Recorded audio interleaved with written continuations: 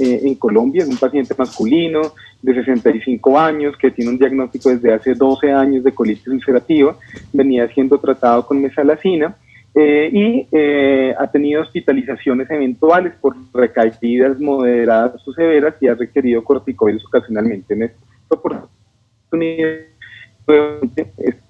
en esta ocasión, se hizo de urgencias con prednisolona 60 miligramos vía oral día. El paciente presenta mejoría desde el punto de vista clínico con disminución del número de deposiciones y reducción de los reactantes de fase aguda y es dado de alta. Un mes después, el paciente aún todavía está con prednisolona, esta vez a una dosis de 20 miligramos por día, y no tolera su descenso porque vuelve a reactivar la enfermedad. Entonces, ¿qué tenemos que hacer ahí? Hay varias opciones. Una sería mantener la prednisolona a 60 miligramos día de forma indefinida, o tal vez iniciar un descenso progresivo hasta 10 miligramos y mantenerla indefinidamente, o suspender la prednisolona y continuar con mesalazina más azathioprina, o considerar inicio de terapia biológica, o me faltó ahí ninguna de las anteriores. Pues bien, durante esta charla vamos a aclarar ese tema y vamos a poder orientar mucho más este tipo de pacientes. A grandes rasgos, la terapia en enfermedad inflamatoria intestinal es muy similar dependiendo del fenotipo. En el caso de la colitis ulcerativa, la estrategia Step Up, aunque no es una camisa de fuerzas, la más orientativa, donde tenemos como una escala en el cual tenemos como piedra angular, como base fundamental de la terapéutica de la colitis ulcerativa, la mesalazina, y de allí se pueden utilizar inmunosupresores y terapia biológica y ahora pequeñas moléculas, y los corticoides aparecen dentro de las recaídas y aparecen dentro de la consolidación de esa terapia cuando el paciente aún está comenzando y no está controlado, cuando está ya con una terapia instaurada y de repente presenta una recaída. Ahora, eso depende del perfil de riesgo del paciente. En el caso de la enfermedad de Crohn, pues la estrategia terapéutica, como sabemos, es la de top-down, o sea, una terapia de inmunosupresión agresiva, dependiendo del fenotipo y del perfil del paciente, donde el tratamiento está basado principalmente en inmunosupresión y en terapia biológica en los casos moderados a severos y en los casos leves, más basado en corticoides para la remisión y el uso de inmunosupresores. Es importante tener en cuenta acá también los criterios de resistencia y de dependencia de los corticoides, tomándose resistencia como aquella paciente que persiste con una enfermedad activa a pesar de utilizar 0.75 miligramos kilo día de prednisolona por 4 semanas o más, y dependencia cuando el paciente no tolera una suspensión menor de 10 miligramos por día por 3 meses, o cuando luego de haber suspendido el esteroide presenta antes de los 3 meses de su suspensión una nueva recaída. Entonces entremos en el tema específico de los corticoides. Pues bien, acá tenemos a estos 3 personajes muy importantes, el doctor Kendall, el doctor Rechtin y el doctor Hensch, que en el 50 se ganaron nada más y nada menos que el premio Nobel de Medicina por describir la cortisona y describir su efecto antiinflamatorio en pacientes con artritis reumatoide. Ellos trabajaban de forma independiente y casi al mismo tiempo descubrieron este efecto y se ganaron el premio Nobel. Pero ¿cómo es que funcionan los esteroides? ¿Por qué tienen un efecto antiinflamatorio? ¿Por qué se pueden utilizar en enfermedades autoinmunes y enfermedades como el caso de la enfermedad inflamatoria o autoinflamatoria? Precisamente por su efecto genómico primordialmente. Entonces, ¿qué pasa? Que los glucocorticoides se unen a las chaperonas, tienen una translocación nuclear y lo que van a hacer es inhibir o disminuir la transcripción de diferentes citoquinas proinflamatorias, todas las interleuquinas proinflamatorias, el factor de necrosis tumoral y también moléculas de adhesión celular y moléculas de quimiotaxis, reduciendo así y controlando en gran medida la respuesta inflamatoria. En el manejo de la enfermedad inflamatoria se puede decir que hay 2 generaciones de corticoides, los de primera generación que son yo creo los más conocidos y los más utilizados, y también los más conocidos por sus efectos adversos, la prednisolona, la metilprednisolona y la hidrocortisona, y de segunda generación principalmente son aquellos que tienen por sus características farmacológicas una liberación específica como la budesonida MMX o tienen una absorción dependiente del pH, como el caso de la budesonida, y que tienen menos efectos adversos cuando se comparan con los de primera generación. Acá les quiero mostrar el primer artículo que habló del uso de la cortisona en colitis ulcerativa, un artículo, se podría decir que pivotal para el uso de los corticoides en la enfermedad inflamatoria, y clásico porque en 1954 en el British Medical Journal el doctor Truelock y el doctor Weeks publicaron este artículo con pacientes de Oxford, y en que se va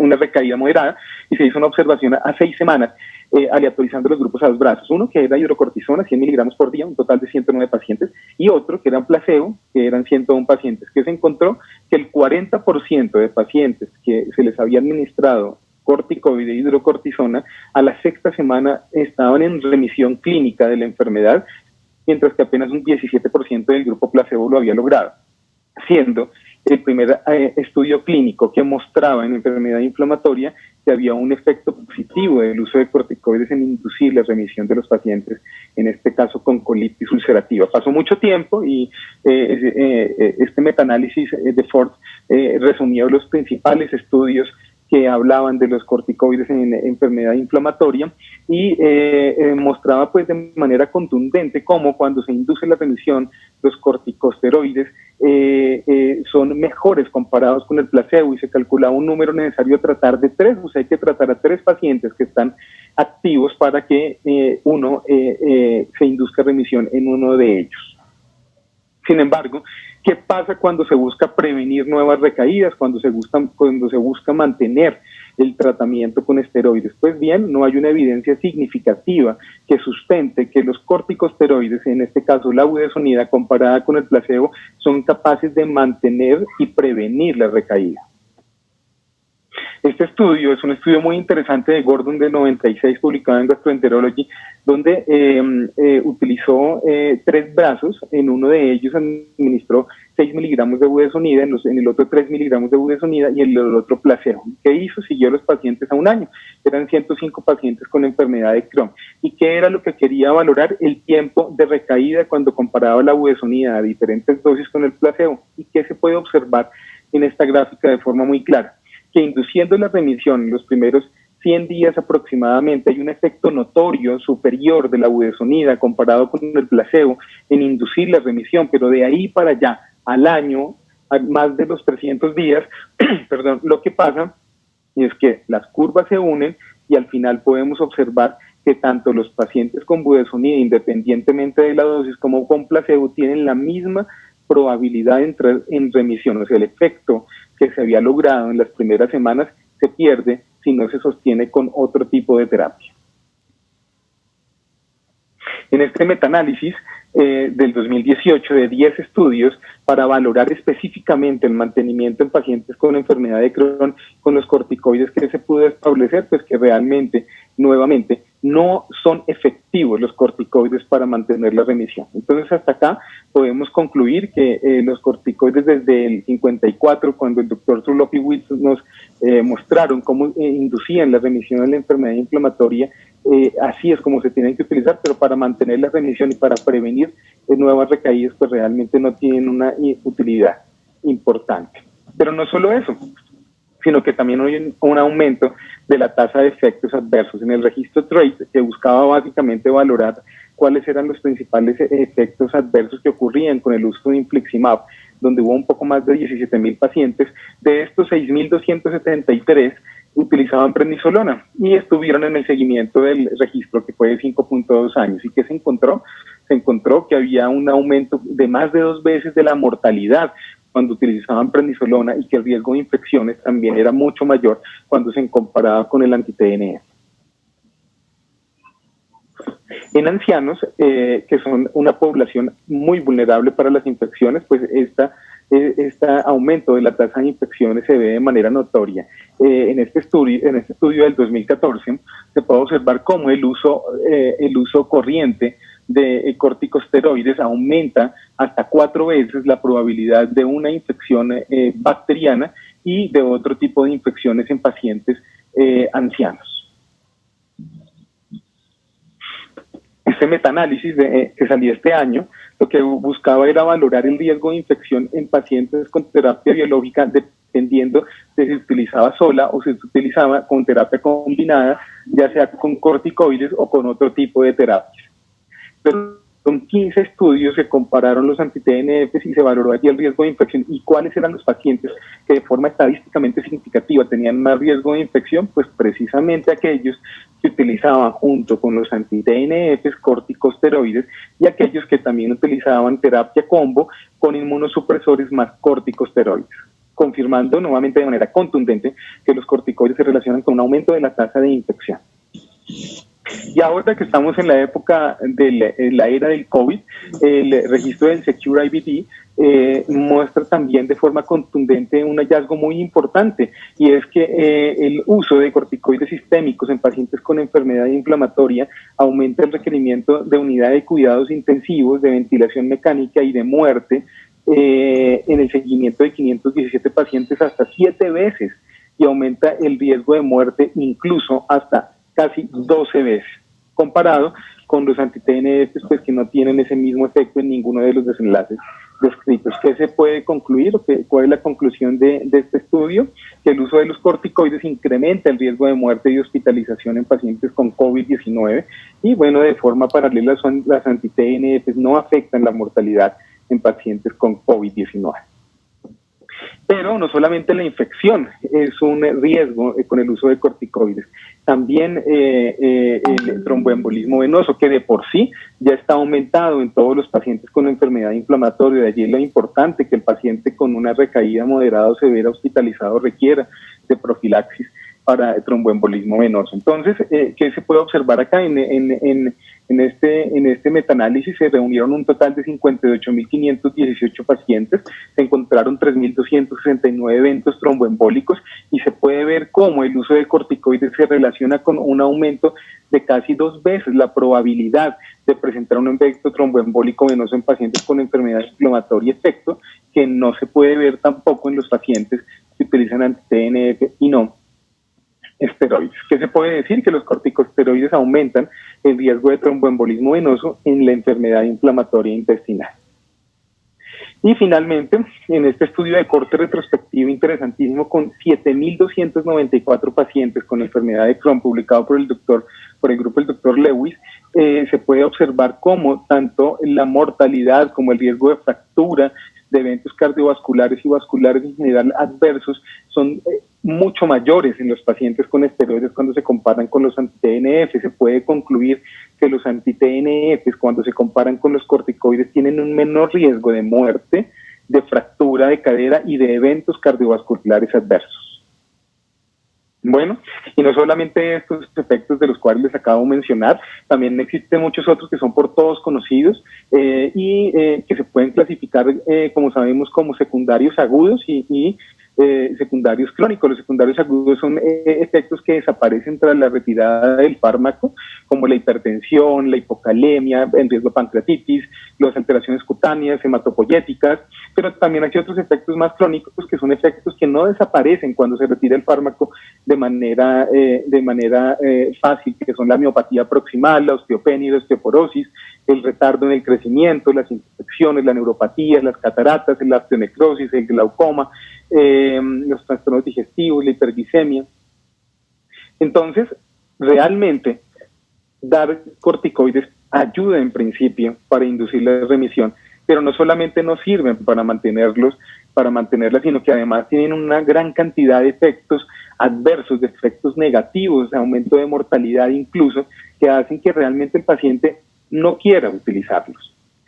Y miren, en el estudio danés de este año, valoraron 302 pacientes. Lo que querían era buscar cuál era la calidad de vida de los pacientes, y hubo una pregunta que era ¿qué era lo que más preferían los pacientes de este estudio? Y una de las preferencias de los pacientes era que no querían recibir corticoides ni siquiera en las recaídas. No les interesaba, precisamente por toda esta cantidad de eventos, recibir corticoides.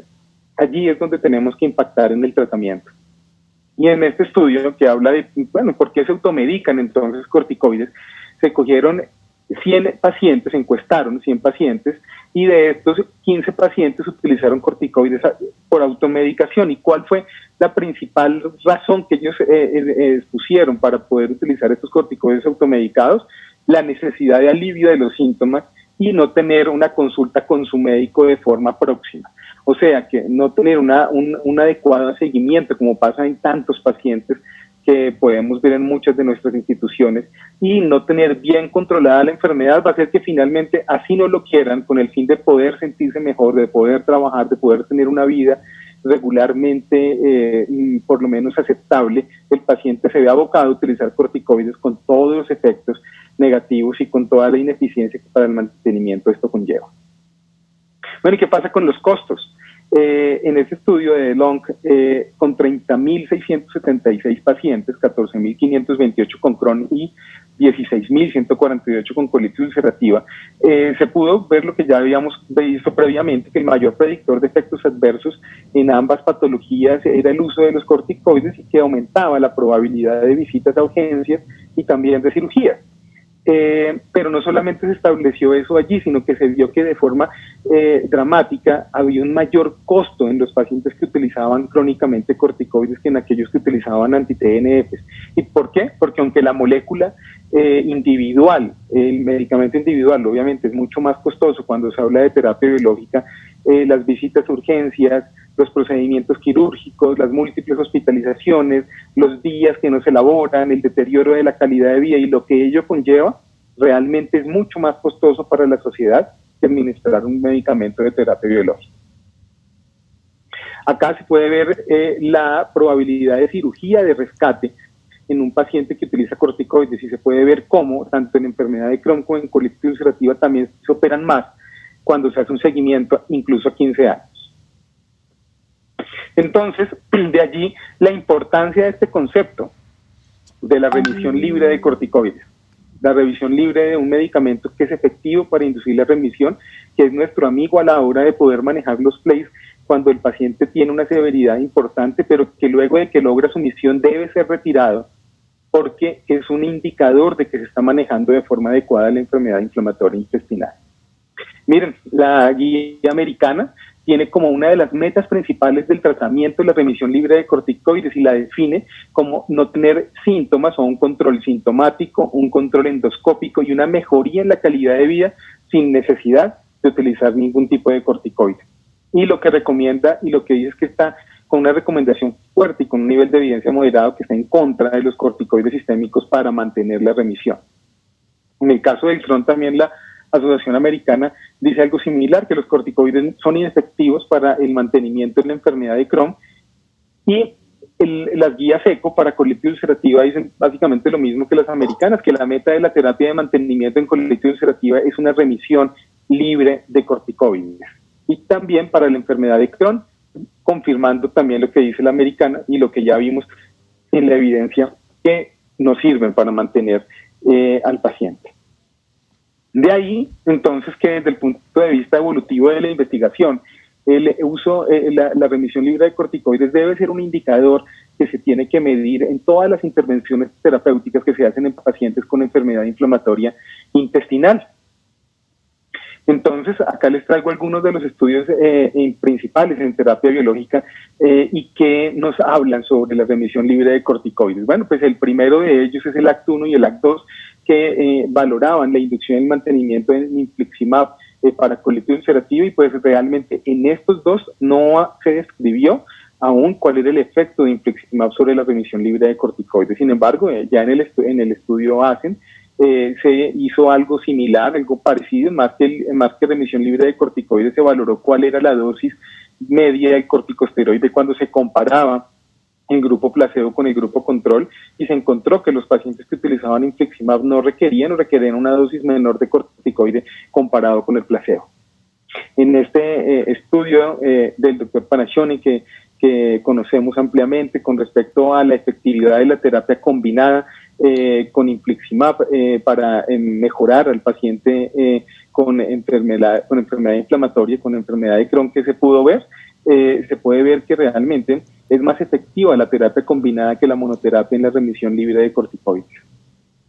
Ya Viene el estudio Ultra 2 de adalimumab, y allí sí se muestra en el seguimiento de 52 semanas de forma contundente cómo cuando se compara con el placebo, el adalimumab tiene casi 3 veces más probabilidad de tener una remisión libre de corticoides. En el caso de golimumab, el pulso de mantenimiento, cuando valora la remisión libre de corticoides, incluso hasta la semana 216, se puede ver que se mantiene de una manera sostenida. En el vedolizumab, también el Gemini 1 muestra de manera contundente cómo la remisión libre de corticoides es mucho mayor en los pacientes que utilizan vedolizumab hasta la semana 52. Y en el Gemini 2 también pues, se puede ver de forma evidente, muy similar a los anteriores, cómo la remisión libre de corticoides es más efectiva en el paciente con vedolizumab, con terapia biológica. En el estudio largo, en el seguimiento hasta la semana 162, en el OBSERVE-IBD, pues realmente lo que se puede ver es que se mantiene hasta la semana 162 con una reducción sustancial, pero no tan significativa, la remisión libre de corticoides y la respuesta clínica libre de corticoides. Y en este estudio, Varsity, que salió el año pasado en el New England Journal, comparaba vedolizumab con adalimumab.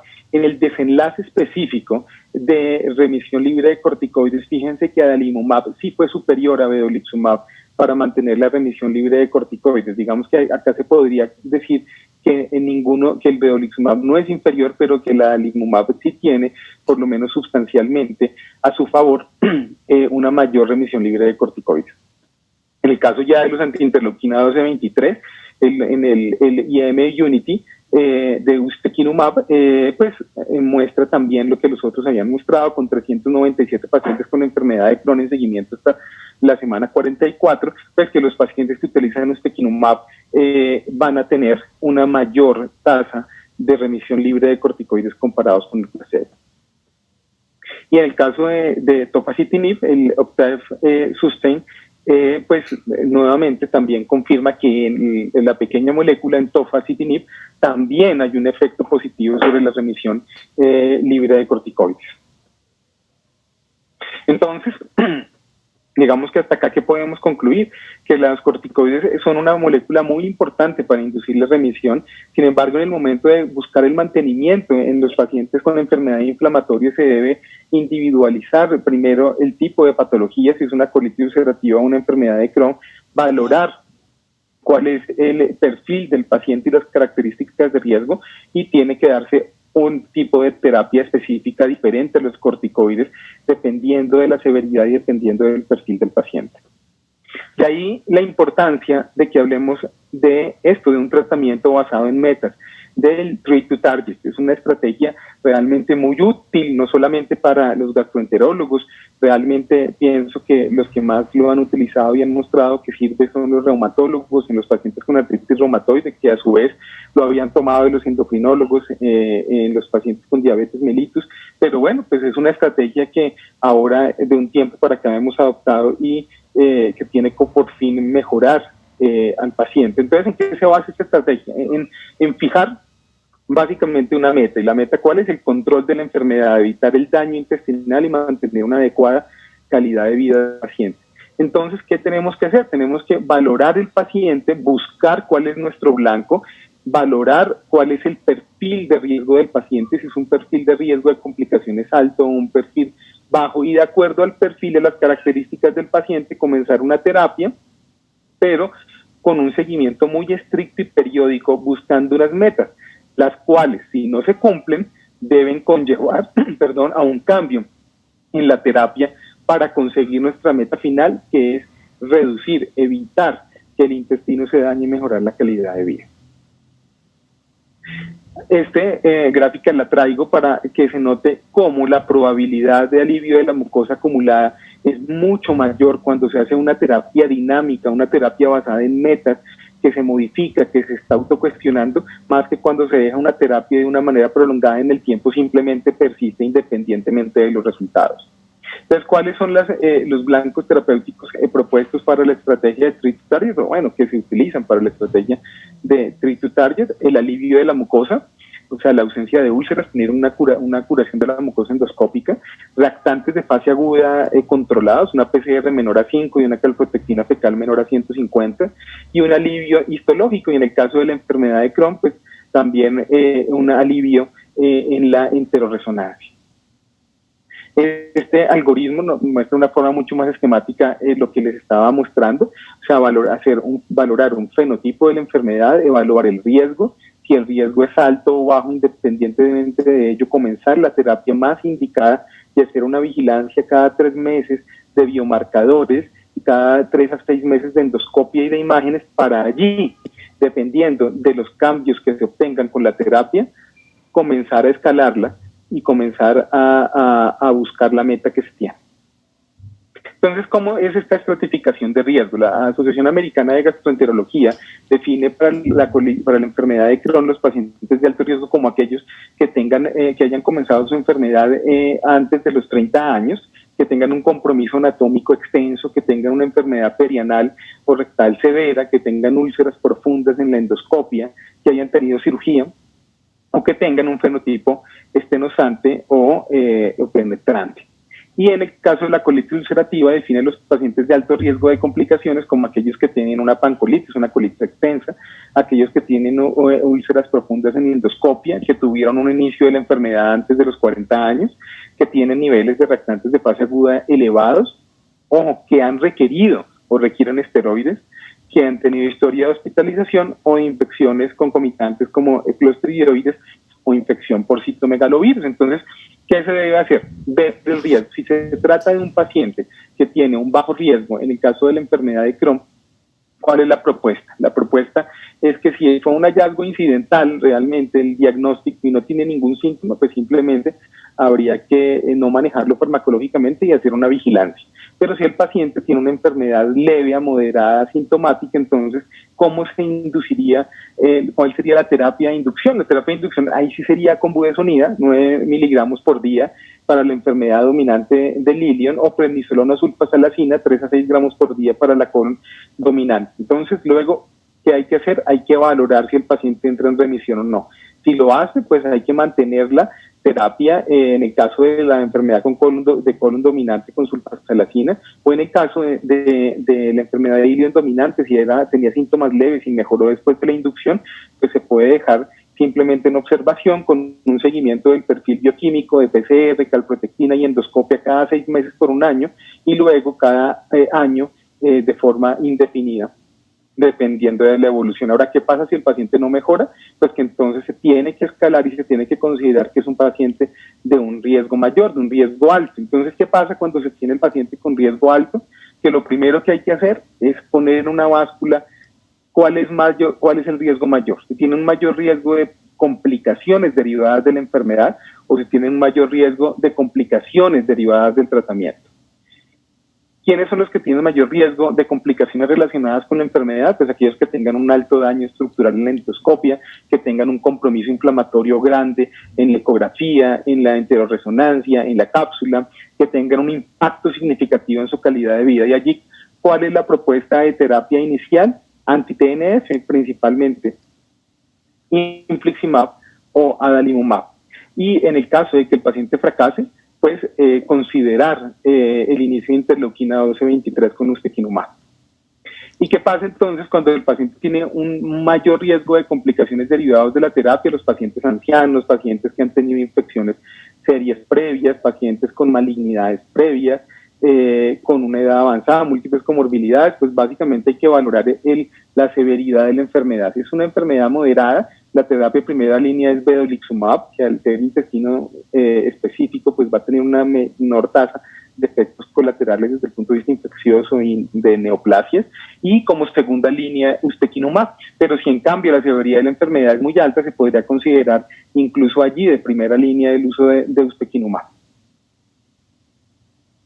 ¿Qué pasa en colitis ulcerativa? Bueno, cuando se tiene un bajo moderado riesgo, entonces lo que hay que ver es la localización, la extensión de la enfermedad. Si la colitis ulcerativa es distal, entonces se puede comenzar con mesalacina rectal más mesalacina oral a altas dosis y valorar la respuesta. Si responde, entonces, ¿qué se tiene que hacer? Continuar con mesalacina oral de mantenimiento y con mesalacina rectal. Si no responde, entonces ya se pueden utilizar corticoides tópicos rectales, ya sea corticoides en espuma o en enema, que realmente no ha mostrado ninguno de los dos que sea superior al otro, y si responde, pues continuar con la mesalazina oral. Ahora, si el paciente tiene una colitis más extensa, una colitis izquierda o una pancolitis, se puede comenzar con la terapia tópica de mesalazina oral y rectal, y si no responde, ahí sí considerar la administración de corticoides sistémicos y de budesonida MMX, y si no responde, entonces considerar que tenemos que cambiar de algoritmo, y si sí responde, pues suspender el corticoide y continuar con mesalazina. Ahora, ¿qué pasa si el paciente tiene una enfermedad moderada a severa? Entonces, en ese caso, los corticoides sistémicos y la mesalazina oral, que es casi siempre uno de los casos relativamente frecuentes con el que podemos encontrarnos en hospitalización. Y si responde, pues, ¿qué hay que hacer? Continuar con la mesalazina y suspender el corticoide. Ahora, si no tolera la suspensión del corticoide, tiene criterios de dependencia, pues iniciar terapia biológica, ya sea una anti-TNF o ya sea una antiintegrina de alfa 4 beta 7 o ya sea una pequeña molécula como tofacitinib. Si responde, pues continuar con la misma, y si no, pues hacer un cambio dependiente del perfil del paciente. Ahora, en colitis ulcerativa severa, el tratamiento es más agresivo aún por la alta tasa del gran riesgo de complicaciones. Entonces se tiene que administrar esteroides intravenosos y hacer una vigilancia por lo menos al tercero o al quinto día. Y si hay respuesta, entonces, ¿qué se tiene que hacer? Comenzar a reducir los corticoides y comenzar a continuar tratamiento con mesalazina, y dependiendo del perfil de riesgo, considerar inicio de terapia biológica. Ahora, si no responde el paciente al ciclo de corticoides de 3 a 5 días, se tiene que considerar el inicio de ya sea infliximab más acetoprina o ciclosporina más acetoprina, si no hay la disponibilidad de infliximab, más que por su efecto, aunque vemos que realmente todos son muy similares en su efecto de curación de la mucosa, más por su velocidad la velocidad de su efecto. Bueno, entonces, ¿qué mensajes pienso que sería importante llevar para nuestra casa? Corticoides para inducir remisión en los pacientes con enfermedad definitivamente no lo son. Se relacionan con un incremento en el riesgo de mortalidad, de infecciones, de fractura de cadera, de eventos vasculares y de tromboembolismo venoso. Que un objetivo de los objetivos principales en la terapia de enfermedad inflamatoria es mantener una vida del paciente libre de corticoides, y que una vez lograda la remisión, pues se debe hacer un descenso progresivo y dejar la terapia que más esté de acorde a la clasificación de riesgo del paciente. La terapia biológica se relaciona con menor riesgo de mortalidad y complicaciones comparada con los esteroides. Ha demostrado una buena efectividad en lograr la remisión libre de corticoides en enfermedad inflamatoria, y definitivamente hacer una terapia basada en metas es el eje fundamental de la terapia en enfermedad inflamatoria intestinal. Bueno, y acá una caricatura de Quino de su libro Quinoterapia, que publicó en el 84, y es como que ¿qué queremos hacer? Si damos los corticoides y continuamos con la terapia que el paciente requiere de acuerdo al perfil de riesgo, y buscamos las metas, vamos a tener un manejo muy exitoso en el paciente. Pero darle corticoides de forma indefinida, pensando que eso es lo que va a hacer que el paciente mejore a largo plazo, realmente es dar una palmadita en la espalda al paciente y esperar que se desinfle, porque realmente no va a ser útil y va a aumentar una gran cantidad de complicaciones. Entonces, una terapia basada en metas y una remisión libre de corticoides son los mensajes principales de esta charla. Gracias. Excelente charla, doctor Riveros, muy completa, súper contundente toda la evidencia. Yo creo que es más que claro que, y todos lo intuimos y lo vemos en el día a día, el sobreuso de esteroides, eventos adversos. Pero pues antes de que surjan las preguntas, y los invitamos a escribirlas por chat, yo tengo una pregunta. De todo lo que ha leído y revisado de este tema, ¿qué podríamos hacer? Porque realmente lo vemos en el día a día, pacientes con sobreuso, eventos adversos. ¿Qué podría cambiar en nuestra práctica clínica para que esto no sucediera más?